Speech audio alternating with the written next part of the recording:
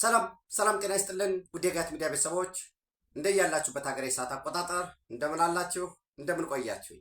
ኢትዮጵያ ውስጥ ናችሁ ይህን ፕሮግራም ለምትከታተሉ የጋት ሚዲያ ቤተሰቦች እንደምን ዋላችሁ ማለት ፈልጋለሁ። ዕለተ ዓርብ የካቲት 20 2018 የጋት የውሎ አጫጭር መረጃዎች ከዚህ እንደሚከተለው ወደ እናንተ ይደርሳሉ። ሁለት አጫጭር መረጃዎችን ወደ እናንተ አደርሳለሁ። የመጀመሪያው የክቡር ጠቅላይ ሚኒስትር ዶክተር አብይ አህመድ የአዘርባይጃን ጉዞ የባኩ ጉዞ በምን ላይ ትኩረት ያደርጋል፣ አጀንዳዎቹ ምንድናቸው በሚለው አንድ የራሴን የግል ምልከታ አጋራቸዋለሁ። ከዛ ባለፈ የሱዳን ታይምስ አንድ መረጃ አጋርቷል። መረጃው ምንድነው የሚለው የሱዳን ወታደራዊ ኃይሎች አመራር አልቡርሃን ወደ ኢትዮጵያ ጉብኝት ለማድረግ በመጪው ወር ጥያቄ ቢያቀርቡም የኢትዮጵያ ጠቅላይ ሚኒስትር ዶክተር አብይ አህመድ ውድቅ አደረጉባቸው የሚል መረጃ ይዞ ወጥቷል። ምንድነው የሚለው ኢትዮጵያን ፕራይም ሚኒስትር አብይ አህመድ ሪጀክትስ ሪኩዌስት ፍሮም ሱዳንስ ጁንታ ሊደር ወታደራዊ መሪ አብደል ፋታህ አልቡርሃን ፎር ቪዚት ቱ አዲስ አበባ ኔክስት መንዝ ዲፕሎማቲክ ሶርስስ ሳይ ይልና ሶርስስ ምንጮቼ እንደገለጹልኝ ውሳኔው ጠንካራና ሆን ተብሎ የታሰበ ነው ይላል እና ይሄ የግል ምልከታ ያለ አጋራችሁ ምንድነው የሚለው ጠየቅኩ ነኝ። የራሴን ምልከታ የመጀመሪያ አላጋራችሁ። ታስታውሱ እንደምታስታውሱት ዘናሽናል የዩናይትድ አረብ ኤሚሬት የመንግስታዊ ሰርክል በዛ ቤተሰብ የሚተዳደር ጋዜጣ ነው። በጣም ሰፊ ተነባቢነት ያለው በሚድል ኢስት፣ በሬድሲ፣ በነርዝ አፍሪካ እና ኢቭን ኤዥያ የዩኤኢን ኢንተረስት የሚያንጸባርቅበት የሚገለጽ ቲንክ ታንክ የሪሰርች ተቋማት የሚጽፉበት ነው። በዛ ላይ አንድ መረጃ ሾልኮ ወጣ። መረጃው 100% ትክክል ነው። ምንድን ነው አልሲሲ አብደልፈታህ አልሲሲ የግብፅ ፕሬዝዳንት ከቱርክ ፕሬዝዳንት ጋር ተነጋገሩ። በንግግራቸው የቀይ ባህር ጉዳይ የናይል ጉዳይ አጀንዳ ሆኖ ቀረበ እና እንደ ሐሳብ ምን ሚል ነው ያቀረቡት አልሲሲ ኢትዮጵያ ወደ ቀይ ባህር እንድትወጣ ልናግዝ እንችላለን። የምናግዛት ግን የምናስቀምጣቸውን ቅደም ተከተሎች ስትቀበል ነው። አንድ በምንም ሁኔታ በናይል ወንዝ ላይ በዚህ በአባይም እንዲሁም በባሯኮ በቃ በናይል ቤዚን ላይ በዛ ላይ ግድቦች ላትገነባ ምንም አይነት ግድብ አንድ በሉ። ይሄ እንግዲህ የኛ ትውልድ እኔ አሁን ስንት ዓመት ልቆይ ይችላል? ጀኒውን እናድርገው ስንነጋገር ወይ ወንድሜ እህቴ ወዳጆቼ ስንት ዓመት ልትቆዩ ትችላላችሁ? 20-30 ዓመት አይደለም እኮ ይሄ አሳሪ ውል ነው። የ1929ን የ1959ን እኮ ይጠቅሳሉ እነሱ። ኢቭን የ1902ን ስምምነት ሊጠቅሱ ፈልገው ያ የ1902 የኢትዮጵያ ስምምነት ምንድን ነው የሚለው? አፄ ምኒልክ የፈረሙት ኢትዮጵያ ጣናን ላትደፍን ነው። እንዴት ብለን እንደፍነዋለን? አሁንም እኛ ስምምነታችን አንደፍንም ነው። ለዶናልድ ትራምፕ እንዳታቆሙት ለሚለው ጥያቄ እንዴት እናቆመዋለን ጌታዬ? እኛ እኮ በ1902 ጣናን ፍሰቱን የሚያቆም የሚደፍን ግድብማ ላንሰራ እኮ ፈርመናል የሚላለን። ይህንን ጠየቁ። አንድ በምንም ታምር ግድብ ላትገነቡ አንድ በሉ። ሁለት አሁን ራሱ ያለውን የኢትዮጵያ ህዳሴ ግድብን ደግሞ በጋራ ልናስተዳድረው የውሃ ፍሰቱን ልንቆጣጠረው። ይህን የሚያደርጉ ከሆነ ፍላጎት ካላቸው ጥያቄያችንን ከተቀበሉ ኢትዮጵያ በቀይ ባህር መውጫ እንድታገኝ ልንተባበር እንችላለን። ምን እያሉ ነው? እንግዲህ ኢትዮጵያ የቀይ ባህር መውጫ ልታገኝ የምትችለው ዴፊኒትሊ በኤርትራ በኩል ነው። መውጫ አይደለም እኮ ደግሞ እኛ እየጠየቅን ያለ ነው። እሱም አለቀ እኮ ሀዝጋን ወደማ የታጁራ ፖርት እኮ ወሰዱ ተብለናል እኮ እኛ። እና አንዳንዱ ተንታኝ ነኝ የመደመር ካልኩሌተር እንደሰራሁት ሰው ነኝ አለ ቁሞ ቅር ምን አለ በታጁራ በኩል ነው ወደብ የምታገኝ። ሲጀመር ታጁራንማ ለ30 ዓመት በስምምነት ሳውዲ አረቢያ ወስደዋለች እኮ። በቃ ጎግል አድርገህ ሰርች አድርግና አንብብ፣ ስምምነቱን ታገኘዋለህ። አንብቡ። ልክ የታጁራ ፖርት ኢትዮጵያ ካልተጠቀመችው ወደ ስራ እንደማይገባ ሲገባቸው ሳውዲ አረቢያዎች ደግሞ ምን አሉ? ኢትዮጵያን ተጠቀሙ፣ ይሄን ወደብ በጋራ እናልማው። ወደቡ ተሰርቷል። የታጁራ ወደብ በዋናነት ለኢትዮጵያ ነው የተሰራው። የፖታሽየም ለማቅረብ ነበር። ዘር የፖታሽየም ኤክስፖርት ቆመ።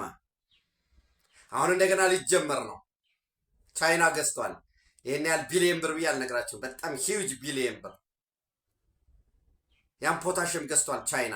ወደ ቻይና ኤክስፖርት ሊደረግ ነው እና ከታጁራ ወደብ እስከ ኢትዮጵያ ድንበር ያለው መንገድ እጅግ የተበላሸ ነበር። እሱን እንሰራለን አሁን ደሱ እንዲጀምር እየተሰራ ነው። ደሱ ጅቡቲ፣ ኢትዮጵያ፣ ሳውት ሱዳን፣ ኡጋንዳ እንዲያልፍም ጥረት እየተደረገ ነው። ብሩንዲ፣ ሩዋንዳ በዛው ተገናኝቶ በዲአርሲ እስከ አትላንቲክ በአፍሪካ ግልባጭ በአትላንቲክ በደቡብ አሜሪካ በኩል በሚሄደው ሰው ይህንን ጥያቄ ሲጠይቁ ሌሎችም በጋራ ተቀራርበን እንስራ፣ በዛ በምትወጡበት በቀይ ባህር ምንም አይነት ናቫል ቤዝ ወታደራዊ ላትጠቀሙ ተባለ። እንግዲህ አንዳንድ ጊዜ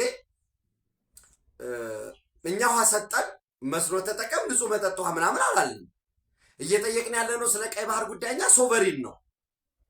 ናቫል ቤዝ የምናቆምበት በሬንት ለምሳሌ ከሶማሊላንድ ጋር የፈረምነው ኤምኦዩ የ50 ዓመት በ10 ዓመት ሊራዘም የሚችል ወታደራዊ ሰፈር ስጡን በጋራ አልምተን የምንጠቀምበት ልክ ሌሎች ሀገራት እንደሚያደርጉት በአግሪመንት ወደብ እናልማ። አሁን የኢትዮጵያ ጥያቄ እሱን ተሻግሯል። የኢትዮጵያ ሉዓላዊ ድንበር ቀይ ባህር ድረስ ይዘርጋ ነው። ኤክስፓንሽኒስት በለው ወረራ በለው ተስፋፊ በለው ሊመር ይችላል። እውነታው ይሄ ነው። አሁን ያለው የኢትዮጵያ ጥያቄ ሀዝጋን ለምን ኤርትራ የተገነጠለችበት አግባብ ህጋዊ ዶክመንት አጠናል ፈልገን በህዝበ ውሳኔ አይደለም የተገነጠሉት። እነሱም ያን ስለሚያውቁ ነው አስመራን የተቆጣጠሩበትን ቀን የነጻነት ቀን የሚሉት። ሆስኒ ሙባረክ የአፍሪካ አንድነት ድርጅት ሊቀመንበር ሆኖ ከግብፅ፣ ጴጥሮስ ጋሌ የተባበሩት መንግስታት ድርጅት ዋና ጸሐፊ ሆኖ ከግብፅ፣ የአረብ ሊግ ግብፅ፣ ኦአይሲ ግብፅ፣ ኦርጋናይዜሽን ፎር ኢስላሚክ ኮኦፕሬቲቭ በወቅቱ ይሄ ተሰብስቦ መንግስት አልባ በሆንበት የሽግግር መንግስት ነው የነበረው። የሽግግር መንግስት ከውጭ ጋር ሊገናኝ ይችላል፣ ሰብአዊ ድጋፍ ሊያቀርብ ይችላል። በየትኛውም ታምር ዓለም እስከዛሬ ባለው የሽግግር መንግስት የገነጠለው ሀገር የለም with the exception of ኢትዮጵያ። ሆነ ኤርትራም ተገነጠለ ብንል 1000 ኪሎ ሜትር ሲያክሰስ ይዞ የሚሄድበት አግባብ የለው። ደግሞ ኢትዮጵያ እውቅና የሰጠችበት ህጋዊ አግባብ አላገኘን ሰጠናል የሚልም ደብዳቤ። ስለዚህ አሁን ይስተካከል ዘንድ ጊዜው አሁን ነው እና ወታደራዊ ሰፈር ግን አታቆሙም ተባለ። ክቡር ጠቅላይ ሚኒስትሩ ምን ብለዋል? የባህር ኃይል ያደራጀ ነው፣ ታዲያ እዚህ ልናስገባው ነው ወይስ ልናደርገው ነው ብለዋል። የሉዓላዊነት ጉዳይ በምን አግባብ እንደተገነጠሉ አናቅም ብለዋል። ደመራችሁ ይሄንን ዝግጅታችን ከሶማሌ እስከ ምጽዋ ድረስ ሰፊ የሆነ ማሪታይም እንዲኖር ነው፣ የባህር ላይ ንግድ እንዲኖር ነው። በተናጠልም በጋራ ለወንድሞቻችን ለምስራቅ አፍሪካ ወንድሞቻችን በአጠቃላይ ለአፍሪካ ለልዩ ዘመቻዎች የሚያገለግል የሚሰራ እጅግ ዘመኑ የደረሰበትን ትጥቅ ስንቅ የታጠቀ ኃይል አደራጅተናል፣ እንኳን ደስ አላችሁ ብለዋል። በ65ኛ ዓመት የስፔሻል ኦፕሬሽን ኮማንድ ምስረታ ላይ ሌሎችን ደምሩ ደግሞ ስትራቴጂክ ዝግጅታችንን ይህንን ይዞ ኢትዮጵያ የቀረበላትን ግብዣ ምንድን ያደረገችው? እናመሰግናለን፣ ለመነጋገር ዝግጁ ነን በሚል ተቀመጠ። ይሄ ሊክ ሲያደርግ የግብፅ መንግስት ምን አለ? በፍጹም አልጠየቅንም፣ እንዲህ አይነት ነገር አልጠየቅንም ካለ በኋላ አሁን መልሶ ኢትዮጵያን ደግሞ በዛ ትራፕ ውስጥ ማስገባት ይፈልጋል። ምን የሚል አመጡ? ሱዳን ታይምስ ላይ የኢትዮጵያ ጠቅላይ ሚኒስትር አልቡርሃን እንወያይ ያላቸውን የአዲስ አበባን ጉብኝት ሪጀክት አደረጉ የሚል ወጣና የዲፕሎማቲክ ምንጮችን ስጠይቅ የለም እንደዚህ አይነት ነገር የለም፣ ኢትዮጵያ ጉብኝትን ሪጀክት አታደርግም፣ ላረጋግጥልህ የምችለው በፕሮግራም አለመመቻቸት። ለምሳሌ ሰኞ ቀን ቢባል በዛ ቀን የተያዘ ስኬጁል ሊኖር ይችላል። ወደዚህ አድርጉ ሊባል ይችላል። ወይ ይቅደም ወይ ፕሮግራም ይገፋ እንጂ እንወያይ ለሚባል ኢትዮጵያ በሯን ዘግታ አታውቅም። ከዛ በፊት ግን ኦልሞስት ከስድስት ወር በፊት ግን ክቡር ጠቅላይ ሚኒስትር ዶክተር አብይ አህመድ የብሔራዊ ደህንነት ዋና ዳይሬክተር አምባሳደር ሬድዋን ሁሴንና የምስራቅ አፍሪካ ጉዳዮች የጠቅላይ ሚኒስትሩ አማካሪ ሚኒስትር ክቡር አቶ ጌታቸው ረዳን ወደ ፖርት ሱዳን ልከዋቸው ነበር። በዛም አንደኛ በጋራ ጉዳዮች እንስራ፣ ሁለተኛ በውይይት ፍቱ፣ በጦርነት ዘላቂ መፍትሄ አታገኙ፣ ሶስተኛ አርሚ 70 የሚባል ታጣቂ ቡድን እየረዳችሁ ነው፣ ይህ ትክክል አይደለም። ይህ ደለሎን ይዞ ወይ እነሱ አልፋሽካ ብለው የሚጠሩትን አካባቢ አርሚ 70 አስቀምጣችኋል። ከኤርትራ ጋር እየፈጠራችሁት ያላችሁት አሊያንስ ደግሞ የትም አያደርስም። እኛ በሰሜኑ ጦርነት ወቅት ወደ ጦርነት ስንገባ እናንተ በጉልበት የያዛችሁትን ቦታ ዛሬ በጉልበት መልሶ መያዝ ጠፍቶን አይደለም፣ ወዳጅነት ነው። ለምሳሌ ክፍያ ኦልሞስት ለ2 ዓመት ፕላስ የኤሌክትሪክ ክፍያ አልከፈሉም፣ ግን ኃይል እየተላለፈላቸው ነው። ይህን ሁሉ አስቀምጠው ነበር እና ምንድን ነው ዓላማው? መልሶ ልክ ግብፅ አልጠየቅኩም የሚል ሪያክሽን እንደሰጠችው ኢትዮጵያም አልከለከልኩም የሚል ምላሽ እንድትሰጥ ተፈልጎ ነው። በኢትዮጵያ በኩል ግን እንዲህ አይነት ምላሽ የሚሰጥ አይደለም። ሱዳን ታይምስ አጀንዳ ያለው የግብፅ ቲንክ ታንኮች በአልቡርሃን ሰርክል ያለውም ቲንክ ታንክ ያው አልቡርሃንም ሞሮለስ የግብፅ ተላላኪ መሆኑን ሳትረሱ ማለት ነው የሚጽፉበት መረጃ የሚተላለፍበት ነው። ከዚህ የተለየ ነገር የለም የሚል ነው እየደረሰ መረጃ። ሰው ጠቅለል ስናደርገው ኢትዮጵያ የሱዳን ወታደራዊ መሪን ጀነራል አብደልፈታህ አልሲሲን ጉብኝት አልቀበልም አላለች። ይሄ የዲፕሎማቲክ ምንጮች ያገኙት ነው። ሌላው እንግዲህ እንዳልኳቸው አስቀድሜ ኢልሃም አሊየቭ ኦልሞስት ከአንድ ወር ከምናምን በፊት ነው የአዘርባይጃን ፕሬዚደንት ክቡር ጠቅላይ ሚኒስትር ዶክተር አብይ አህመድ አዘርባይጃንን እንዲጎበኙ ጥያቄ ያቀረቡላቸው። ያን ጥያቄ ተቀብለው ነው ትናንት ለ2 ቀን ኦፊሴላዊ ጉብኝት ወደ አዘርባይጃን ባኩ የሄዱት። አዘርባይጃን ማነች ስንል እንግዲህ አዘርባይጃን እጅግ በጣም ረዥም ዘመን ታሪክ ያስቆጠረ ሀገር ነው።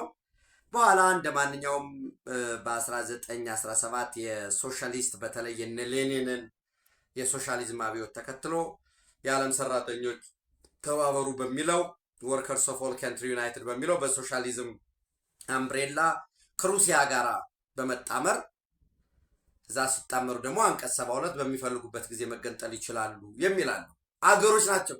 ለምሳሌ ጅቡቲ የራሱ ዲፋይንድ የሆነ ቴሪቶሪ ይዞ ኬንያ የራሱ የሆነ ዲፋይንድ ቴሪቶሪ ይዞ ደቡብ ሱዳን ዲፋይንድ ቴሪቶሪ ይዞ ፌዴሬሽን ቢመሰረት እና እዛ ላይ አንቀጽ 39 ላይ ሊገነጠሉ ይችላሉ የሚል ብናካትት ልክ አንቀጽ 72 የሩሲያ የዩኤስኤስአር መገንጠል ይችላሉ እንደሚለው በዛ መሰረት የተገነጠሉ እንግዲህ የዩኤስኤስአር ያው ሶሻሊዝም ሲወድቅ ኦብቪየስሊ ሶሻሊዝም የሚባለው ርዕዮተ ዓለም ወድቆ ቀዝቃዛ የዓለም ጦርነት ተጠናቆ ሶሻሊዝም ሲፈራረስ ካፒታሊዝም አሸንፎ ሲወጣ አዘርባይጃንም ከዩኤስኤስአር ነው የወጣው፣ አርሜኒያ ከዩኤስኤስአር ነው የወጣው፣ ጆርጂያ ከዩኤስኤስአር ነው የወጣው። እነዚህ በሙሉ እነ ዩክሬንን ጨምሮ ማለት ነው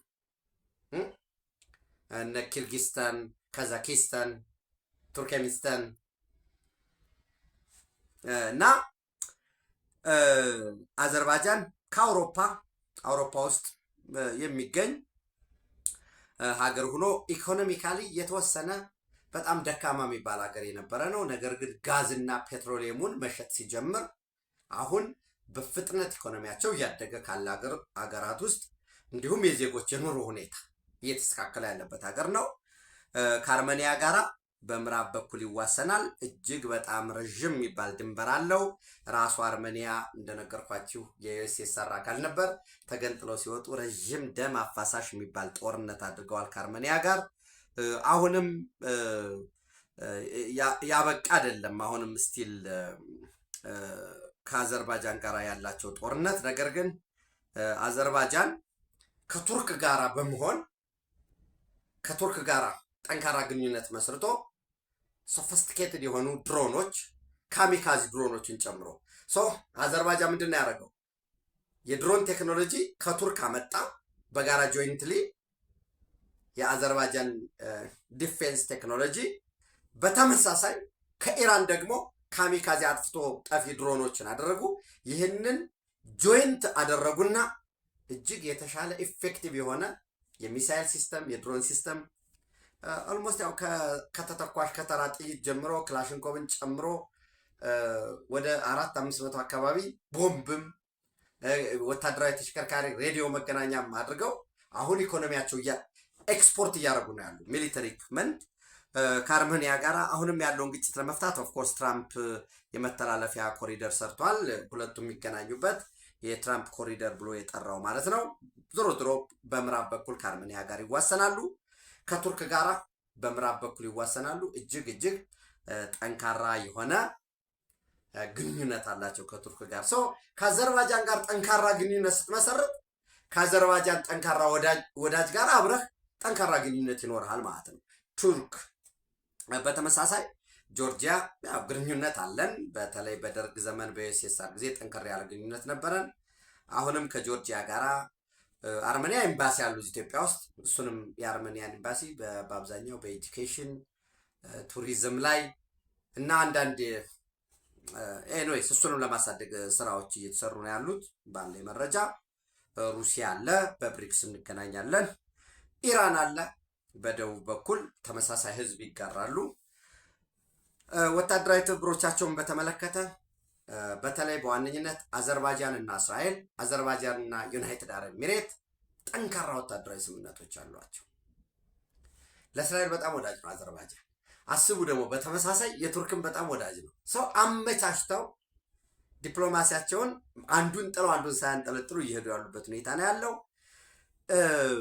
ከቅርብ ጊዜ ወዲህ በተለይ በዚህ በፐብሊክ ዲጂታል ፐብሊክ ኢንፍራስትራክቸር በሚባለው ሌላ አይደለም የመታወቂያ አገልግሎትን፣ የፔይመንት ሲስተምን፣ ፔይመንት የክፍያ ስርዓትን፣ የዳታ ሲስተምን፣ አሰራሮችን በሙሉ የማዘመን ዲፒአይ የሚባለው ዲጂታል ፐብሊክ ኢንፍራስትራክቸር በዛ እየሰሩ ነው። በተለይ የአዘርባጃን ሰርቪስ ኤንድ አሰስመንት ኔትወርክ የሚባለው አሳን አዘርባጃን ሰርቪስ ኤ ደግሞ አሰስመንት ኤንድ ኔትወርክ አገልግሎቱን ይሰጣል። የአገልግሎት ጥራትን ይቆጣጠራል፣ ክፍተቶችን ይለያል፣ ዳታ አናሊሲስ ይሰራል።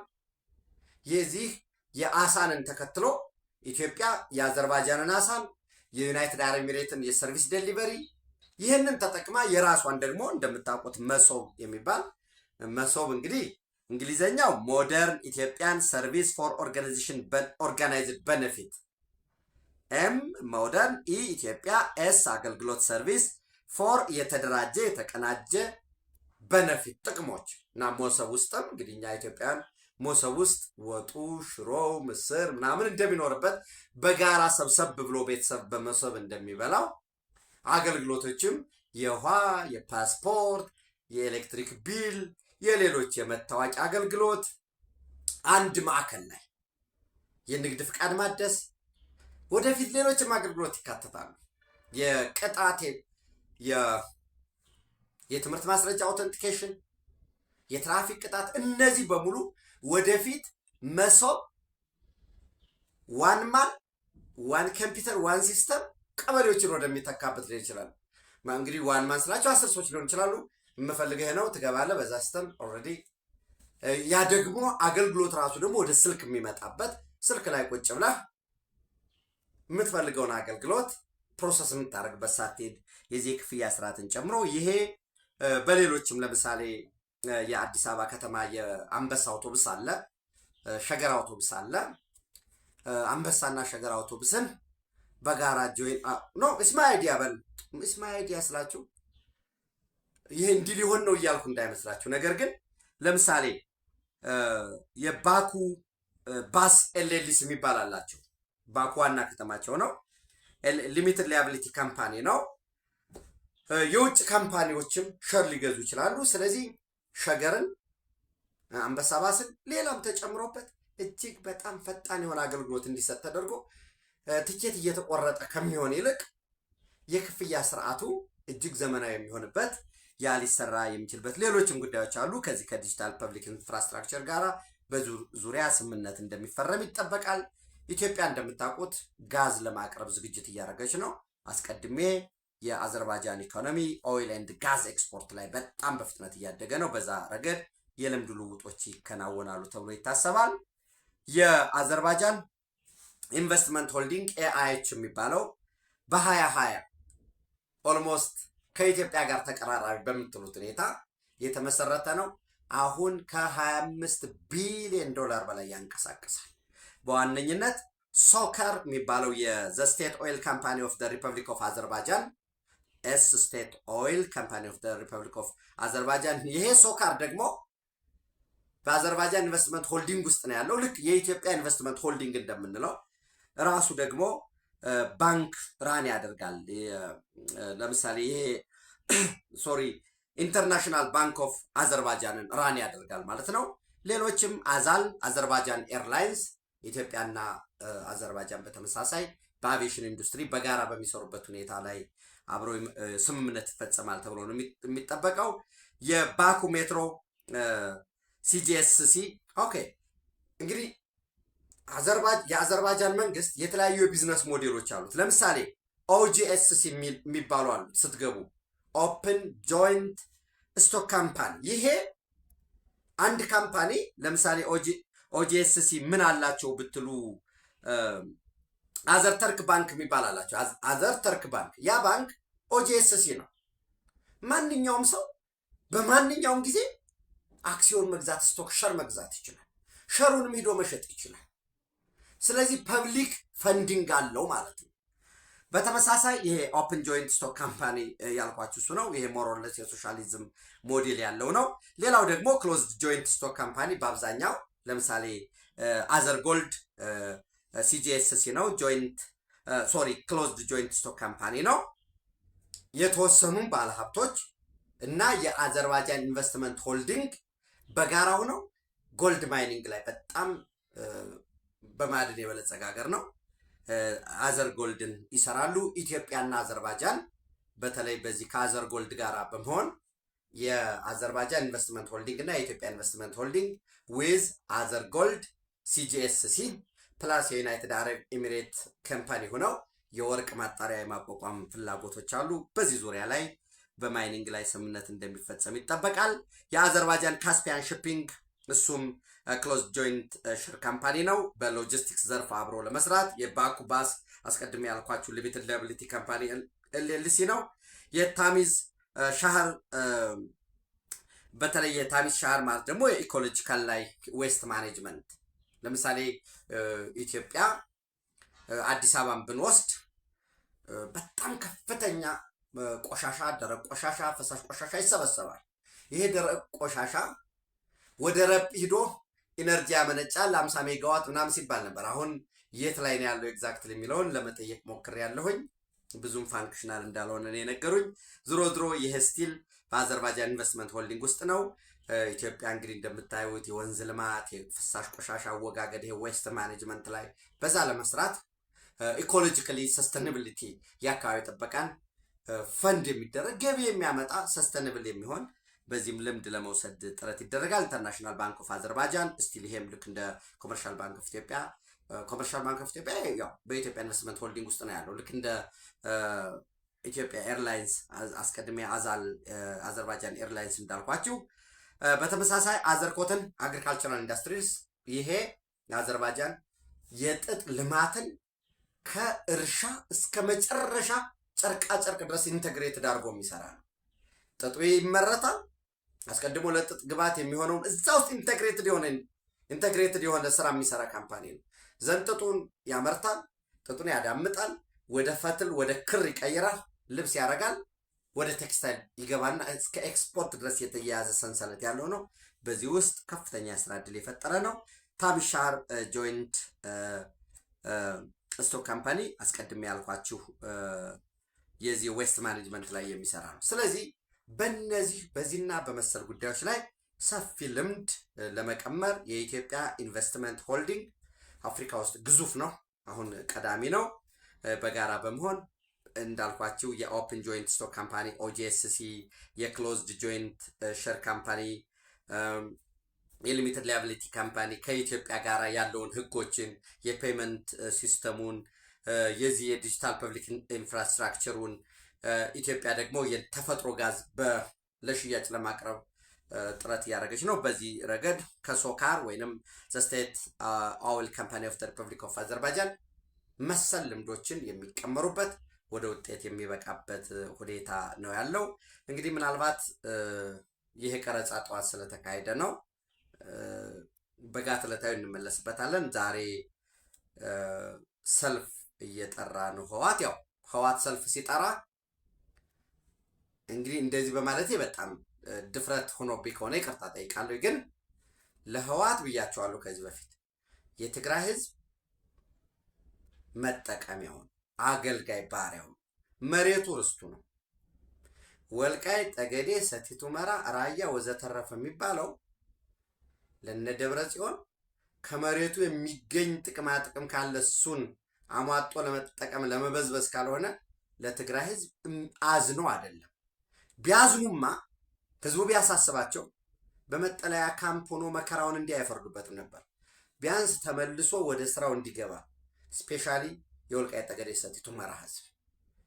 ነገር ግን እሱ ፍላጎት የላቸው እና ህዋት ለምሳሌ አይ የፓርቲ ፍቃድ ተመልሶልሃል፣ አንድ ዶክተር ደብረጽዮን ገብረ ሚካኤል ፕሬዝዳንት ሆኗል፣ ሁለት ቢባል የዚህን ጉዳይ በህግና በህጋዊ አግባብ ይፈታ ማለቱ አይቀርም። አሁን ግን ወልቃይት እንደ ምክንያት እምላችሁ ለዛ ወልቃይት እንደ ምክንያት እና በህገ መንግስቱ መሰረት የወልቃይት የትግራይ የሉዓላዊ ግዛት ጉዳይ በህገ መንግስቱ መሰረት አይፈታም ሲል ነበረ ትናንት አቶ አማኑኤል አሰፋና። ታዲያ በጥንቁልና ነው የሚፈታ? በድግምት ነው የሚፈታ? በጸሎት ነው የሚፈታ? በውጊያ ነው የሚፈታ? ወይስ የተባበሩት መንግስታት ድርጅት የጸጥታው ምክር ቤት ነው የሚፈታ? ይህን ብትሉት መልስ የላቸው። ይህንን ተጠቅመው አስተባብረው ያጡትን ቅቡልነት መልሰን እናገኛለን፣ ለቀጣይ ጦርነት የሚሆን ሰው እንመለምላለን ብለው መከራ እያዩ ነው ያሉት። ሆፕፉሊ የትግራይ ህዝብ በጦርነቱም በሰልፉም አብሯቸው ይካፈላል ብዬ አላምንም። የሚያጭበረብሩት የሚያታልሉት ሰው ግን ያጣሉ እያልኳቸው አይደለም። በጋት ዕለታዊ ወደ እናንተ ተጨማሪ መረጃ ማድረሳቸው ይሆናል ምሽት ላይ። ኢትዮጵያ በክብር ለዘላለም ትኖር። ታንኪዩ